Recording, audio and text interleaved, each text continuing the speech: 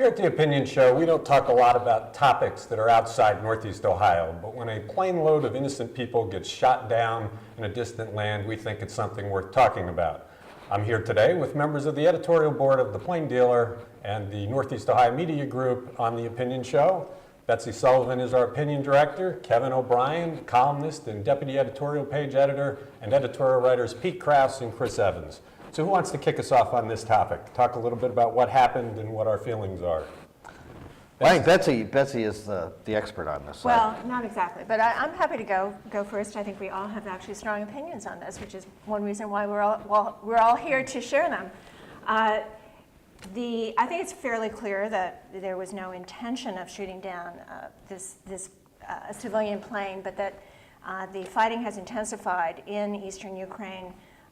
Ukraine itself launched a new offensive against rebels at the beginning of the month, and with a lot of concentrated air power, and in response it appears that Russia provided them with advanced anti-aircraft defense systems, which in the larger picture, as they began to shoot down Ukrainian jets, and they shot down two just overnight, probably should have caused international aviation authorities to be much more circumspect about sending flights over this area.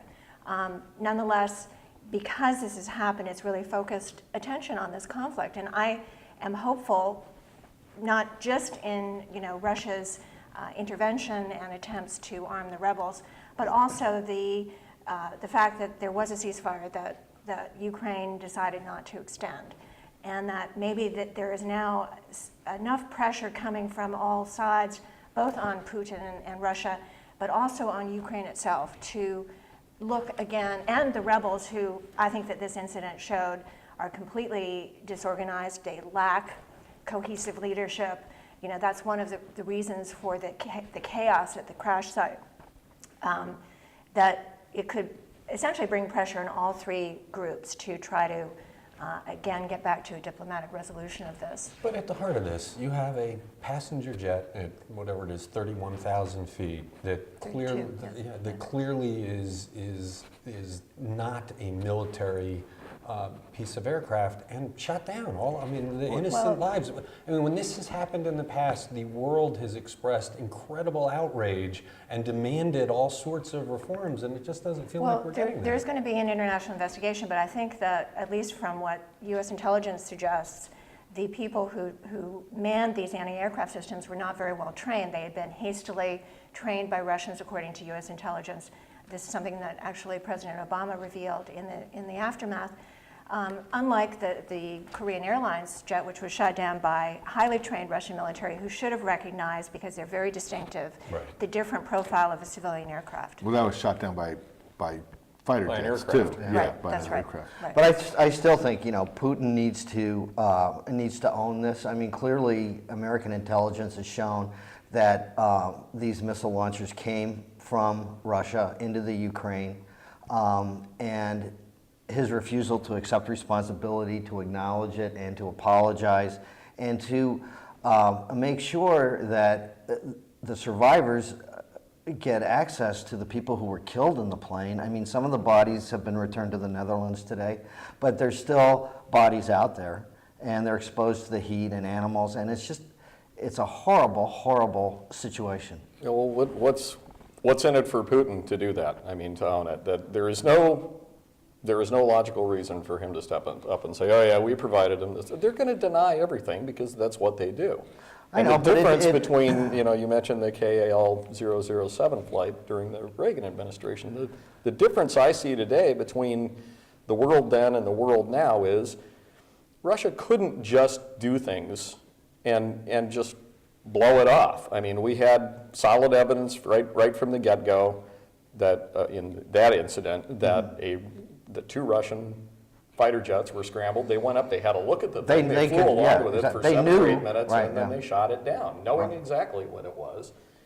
And our president at that time was Ronald Reagan, and at least could say some things that would make the world take some notice that this was a heinous act and that the Soviet an Union act of- deserved to be punished. So what is the proper response then? What should our response It's be? not, gosh, well, let's do an investigation and find out exactly what happened here, Right. which is the limp wristed I think it's the- I response think of it's- Obama administration. I hate to say this. That the civilized world, or what's left of it, needs to band together and really put a kink in Russia's economic, vitality, which, Right. you can't just penalize 11 guys like the last time, when the Crimea thing happened, and say, well, okay, we did our thing, But I also think Obama needs to, and I never thought I'd say this, be more Reagan-like and call it out for what it is. It's an act of barbarism. It has no place in the world today, and call it what it is, rather than talk about let's do a study and let's. Let us, though, also, think about how we got involved in the Iraq War, where we, created, and he was an evil guy, we made Saddam Hussein be the target rather than looking at the realities on the ground. And what I do hope comes out of this is some realization that there are a lot of people suffering on the ground in Ukraine itself because of an ongoing war, that there could be pressure on Putin to help stop, just as Milosevic in Yugoslavia eventually realized that the weight of the world was against him, and he had to pressure his proxies in Bosnia to settle that war. But I Putin think has- Vladimir Putin sees himself as a very effective counterweight to the weight of the world. I don't think he thinks anybody can stop him if he decides to do something. Right, I think he may be right. and we have to step in. Let me just say one thing though about that Korean airliner. We had a U.S. congressman on that plane.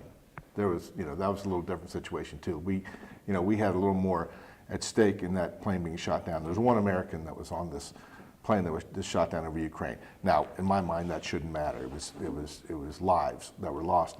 But my feeling here is that the fact that that equipment was even in Ukraine at the time is because because Putin is fomenting this revolution. Who are these rebels? I think they're mostly. Or they're being led by Russians. Well, and Senator Portman was in to talk to us last week, and his argument was that most of Europe is not stepping up because Putin has a stranglehold over them with fuel. So Right. how do you deal with that? Does America lead then the effort to fight back? Portman was arguing that we should be moving our troops out of Italy and Germany and putting them in some of the Baltic areas as a statement and to protect them. Right, and England, he was saying, yeah, put them all along the border Let there. us go right back, though, to the reality in Ukraine. You're saying these are all Russian-fomented people. In fact, Ukraine is nearly half ethnic Russian. This part of Ukraine was part of Russia historically, right up until the Khrushchev era, and Russia has maintained military bases even after Ukraine, won its independence. Traditionally, the Russian vote was so powerful in Ukraine. That's why, the last president of Ukraine was, Russia leaning. And from the point of view of these guys, and I know that we see it differently from the United States, but from the point of view of people who live there, who've been discriminated against in the past, they see a resurgence of anti-Russian nationalism, in Ukraine, that was the cause for the ouster of this guy who was corrupt. They don't see it from the perspective we see it, which is, why not let Ukraine establish ties with the West? Well, What's wrong you with can that? have a peaceful referendum. You don't have to go in there with Russian consultants or whatever and basically lead the takeover of the Crimea and now attempting to take over of eastern Ukraine. But it's even deeper than that, though. It's the reckless arming of people who Well, are not precisely. equipped, and so a jetload This of is people. Putin. is This dead. is There's all nothing on Putin. reckless about it from Putin's point of view. He wants Ukraine. He's going to get Ukraine eventually because he's not going to let up, and no one's going to stop him. You're right. Europe is in disarray. They don't really want to take him on because of the natural gas situation, and there's no moral leadership coming from the United States, which at least we could have provided at some points in the past. Whether these last two, this current or the previous administration, by the end of it, would have been capable of doing that, I'm not going to make that argument Well, because I don't we think kind it's of true. backed off on Georgia. I think Putin is definitely vulnerable to sanctions. The U.S. actually, toughened sanctions specifically against, Putin regime targets and some of the oligopolists or whatever you would call them who support him right before this happened. And it's clear that the EU is now looking at increasing sanctions themselves, despite the reliance on natural gas from Russia. So I think they're going to spend just long enough looking at it so it's going to become a moot point. Well, Because there's no leadership. well, and I think the difference with the Korean incident is I don't think this was intentional.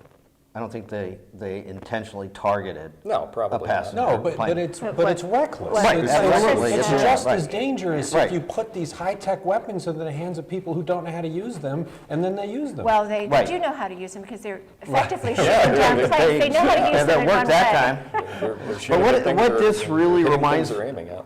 Me of, I mean, in terms of Putin's character, is that incident back in '05 when the owner, Kraft, of the New England Patriots was showing Putin his Super Bowl ring. And Putin took it and still has it. But when he was sort of asked about it by the State Department, can you return this? He's like, what? I never got a ring. I never met this guy. It's like the guy is... On the other hand, I was present in this very sunny field in Slovenia when President George W. Bush looked into Putin's eyes and saw his soul and felt this was somebody he could deal with. He was a true family man. He wasn't a drunkard like Yeltsin had been. And it was a complete misreading. And in fact, when the transcripts of that encounter came out initially to the press, they left that line out because I think all of Bush's aides went, oh my God. But that was the moment when Putin looked into George W. Bush's eyes and said, I don't want to be subsidiary to the United States. Right. And this is how, that was sort of when his efforts were launched to consolidate, reconsolidate the military power. Well, and Yeah. it wasn't Russia about 6 months vis-a-vis the ago US. when Putin responded to something that Obama said about the U.S. being kind of a leading light in the world and kind of and Putin was saying, Americans shouldn't think that they're better than the rest of the world. And he really took umbrage to what Obama said.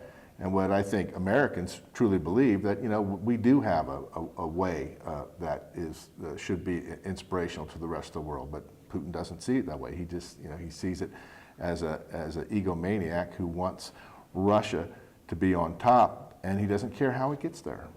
Well, he's KGB. Exactly. He's KGB, and he is, like the mayor says, he is what he is, and nothing's going to change. I think Kevin's right. I mean, nobody is going to stand up and do anything effective to hold him accountable for what happened. What would happen if we did? I mean, I agree. We need to stand up, but obviously we're worried. Russia's got nuclear weapons. They've got all kinds of Putin's weaponry. nuts. What would happen if we really stood up to them? If we did move our troops into these countries, which I think is something that should be given serious consideration.